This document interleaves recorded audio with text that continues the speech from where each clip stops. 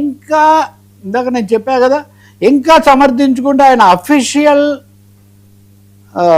Facebook పేజీలో ఇప్పటికి కూడా మూర్ఖులంట మాట్లాడుతున్నారంట, వీరేమో పండితులంట. అంటే ఆకలి మంటల బాధ, పేదల యొక్క అవమానం తెలియనటువంటి ఈ పండితులు అనుకోవాలి మనము. ఈ పండితుల వారు ఇదిగోండి గమనిక, గరికపాటి అభిమానులకు గమనిక. ఈ విమర్శించే వాళ్ళు కూడా అభిమానులేనండి, వీళ్ళేమీ విద్వేషులు ద్వేషులు కాదు. గురువు గారి ప్రసంగాల ప్రభావంతో పేదలందరూ హిందూ ధర్మ స్ఫూర్తితో ఉండటం చూసి జీర్ణించుకోలేక, అసలు అన్నమే లేకపోతే జీర్ణం ఎక్కడ సార్, చూసి జీర్ణించుకోలేక వారిని పేదల నుండి దూరం చేయడానికి కొంతమంది మూర్ఖులు వారిపై దుష్ప్రచారం చేస్తున్నారు. కావున ఇటువంటి కుతంత్రాలకు ఎవ్వరూ లొంగవద్దని విజ్ఞప్తి చేస్తున్నాం. హిందూ బంధువులంతా సమైక్యంగా సర్వకుల సామరస్యంతో జీవించాలన్నదే గురువు గారి ఆకాంక్ష. అంతేగాని మధ్యాహ్న భోజనం కొనసాగించాలన్నది గురువు గారి ఆకాంక్ష ఇందులో లేదు. అంతకుముందు ఏమన్నారో వదిలేయండి. కనీసం ఈ వివరణలో అయినా, ఈ సవరణలో అయినా, ఈ సమర్థనలో అయినా కానీ గురువు గారు పేదలకు మధ్యాహ్న భోజనం పెట్టాలనే కోరుకుంటారు. ప్రభుత్వాలు ఈ పథకాన్ని అంటే లేదు, మనసు కడుపులో లేని కావలించుకుంటే వస్తుందా అని లేదు, లోపల లేనిది ఎక్కడి నుంచి వస్తుంది? హిందూ మతం వచ్చింది సార్. పేదలు హిందూ మతంలోనే ఉంటారా? అమీర్ గరీబ్ అని ముస్లింల్లో ఉంటారు, క్రైస్తవుల్లో ఉంటారు, దళితుల్లో అందరిలో ఉంటారు. ఎందుకు ఈ హిందూ అనే అంటే ఇంకొక మంత్రం, కొత్త మత మంత్రం. ఒకసారి మనం మాట్లాడినటువంటి మానవతారహితమైన మాటలను సమర్థించుకోవడానికి మతం పాచిక తెచ్చారు చూడండి. ఇది మరింత దారుణమైంది. దీని మీద నేను ఇంకా మాట్లాడతాను కానీ వర్మ, ఈ ఇష్యూ మనమే ముందు బయటికి తెచ్చాను. మనమేదో వక్రీకరించామంటే నేను ఆ వీడియో ఆ రోజు చూపించాను, ఇప్పుడు కూడా నా దగ్గర ఉంది. కానీ ఎన్నిసార్లు ఈ అమృత వాక్కులు విని అఘోరించడం ఎందుకని నేను వాటిని వినిపించడం లేదు. కానీ వారే కాకుండా పాఠకులు కూడా తెలుసుకోవడం, వీక్షకులు కూడా తెలుసుకోవడం కోసం భారతదేశంలో మధ్యాహ్న భోజన పథకం అన్నది ప్రపంచంలో biggest, world's biggest feeding program అండి. బిగ్గెస్ట్ 11,80,00,000 మందికి దీని కింద అన్నం పెడుతున్నారు. 11,20,000 పాఠశాలల్లో దీన్ని అమలు జరుపుతున్నారు. ప్రభుత్వ పాఠశాలలు, ఎయిడెడ్ పాఠశాలలు. ఇంత చేసినా కానీ చదువుకునే పిల్లల్లో 41% మటుకే మధ్యాహ్న భోజనం పొందుతున్నారు. ఇంత చేసి అంటే 12 కోట్ల మందికి 11.80 కోట్ల మందికి 11,80,00,000 మందికి పెడుతుంటే ఒక ఉత్తరప్రదేశ్లో మటుకు మరి ఏమో తెలీదు తన ఇవన్నీ కనెక్షన్స్, కానీ అక్కడ ఒక్క చోట కొంచెం తగ్గింది.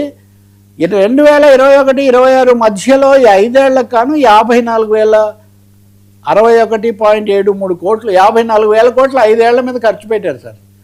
12 కోట్ల మంది పిల్లలకు తిండి పెట్టడానికి ఒక ఏడాదికి 10,000 కోట్లు ఖర్చు పెట్టింది సార్. ఇంత పెద్ద దేశంలో తిండి పెట్టడం ఏం పని? కొంతమంది ఆయనకు సమర్థన కోసం కొద్దిమంది, అంటే నేను ఒక మూర్ఖునే అయినా నాకన్నా మూర్ఖులు అనిపిస్తుంటే ఆనందించే నవ్వక తప్పలేదు, సిరిసిరి మువ్వ అని శ్రీశ్రీ ఒక మాట రాశాడు. సో ఈయన మాట్లాడిందే విపరీతం అంటే అతనికంటే ఘనుడు ఆచంట మల్లన్న అని వాళ్ళు బయలుదేరి భలే చెప్పారు గురువు గారు, అది ఇదని. ఇలాంటి వాళ్ళు చెప్తుంది ఏంటంటే పేటీఎం వాళ్ళు మాట్లాడుతున్నారంట sir. Andhra Pradesh food commission chairman కూడా దీని మీద తీవ్రమైన, ప్రభుత్వ పెద్దలు ఎవరు మాట్లాడలేదు కానీ సార్ వాళ్ళందరూ ఏం సార్ పేటీఎం అనేది బూతులాగా మీద అనుకూలంగా మాట్లాడితే గ్రేట్ టీమ్, అనుకూలం కొంచెం విమర్శ చేస్తే పేటీఎం, ఇది ఎక్కడ ఫిలాసఫీ అండి?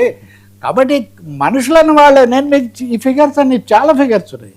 12 లక్షల మంది పిల్లలు తింటూ దీనివల్ల ఒక ముఖ్యమైన ఉపయోగాలు ఏంటి? ఒకటి హాజరు బాగా పెరిగింది, రెండవది నేర్చుకునేది ఆ లక్షణము, తర్వాత విద్యా ప్రమాణాలు మెరుగుపడ్డాయి, మూడవది పౌష్టికాహారం. అంతకుముందు తెలియక డబ్బులు లేక గతి లేక పిల్లలు కునారిల్లిపోయి సగటు ఎత్తు భారతదేశంలో తగ్గుతున్నప్పుడు పౌష్టికాహారం వచ్చింది. ఆ తర్వాత ఒక సోషల్ స్కిల్స్, అందరూ కలిసి ఒక చోట కూర్చొని సమానంగా ఉండటం, సమాన ధర్మం, అందరం ఒక సహపంక్తి భోజనం వీరేశలింగం నుంచి ఉంది. ఇటువంటివి కూడా దీనివల్ల వచ్చేసాయి.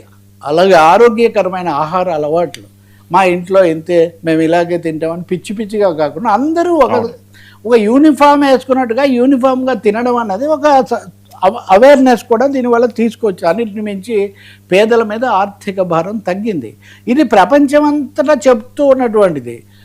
మోదీ గారిని చాలా పొగుడుతారు కదా, మోదీ గారి కేంద్ర ప్రభుత్వం 60% భరిస్తుంది, ఇందులో 40% రాష్ట్రాలు. చాలామంది అనుకుంటున్నారు అంతా కేంద్రమైన కాదు. ఇప్పుడు ఉదాహరణకి 54,000 కోట్లు కేంద్రం భరిస్తే 31,000 కోట్లు రాష్ట్రాలు భరిస్తున్నాయి.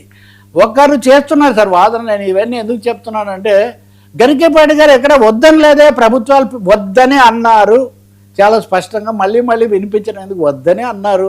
పోనీ అందులో వద్దని లేదు, ఇందులో కావాలన్నారా ఈ వివరణలు ఎక్కడన్నా? ఆయన మధ్యాహ్న భోజన పథకానికి పూర్తి మద్దతుదారని కాదు. కాబట్టి పొరపాటు ప్రమాదో ధీమతామపి. తెలివైన వాళ్ళు కూడా తప్పులు చేస్తారు, వాటిని దిద్దుకుంటారు తెలివైన వాళ్ళు. లేకపోతే దానికి గురైపోతారు, రెచ్చిపోయి నేను పట్టిన కుందేడికి 3 కాళ్ళని పరువు కోసం పాకులాడి ఒక అప్రస్తుతమైన అమానవీయమైన దాన్ని సమర్థించుకోవడం సమంజసం కాదు. ఈ ప్రకటన దాన్ని ఉపసంహరించుకోండి. ఇప్పుడు ఇది కూడా దీన్ని కూడా ఉపసంహరించుకుంటే చాలా గౌరవం. నేను చాలా కాలంగా మీడియాలో ఉన్నాను. ఈ అంశం మీద వచ్చినంత స్పందన సామూహిక. అక్కడికి ఆర్ఎస్ ప్రవీణ్ కుమార్ అయితే ఆయన బాగా ఐఏఎస్ కదా, ఆయన కూడా ఇవి గురుకుల ఇవన్నీ కూడా నడిపాడు.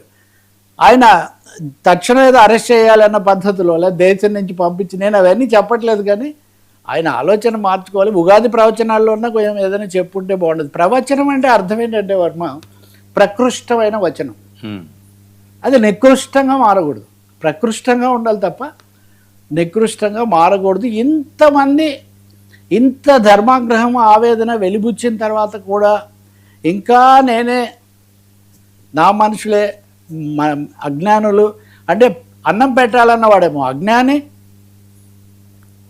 పేదలను సహాయంగా చూడాలన్నవాడేమో అజ్ఞాని, కాదు అన్నం పెట్టక్కర్లేదు, కోడిగుడ్డు అనేది పెట్టకూడదు అని శాపనార్థాలు పెట్టిన వారేమో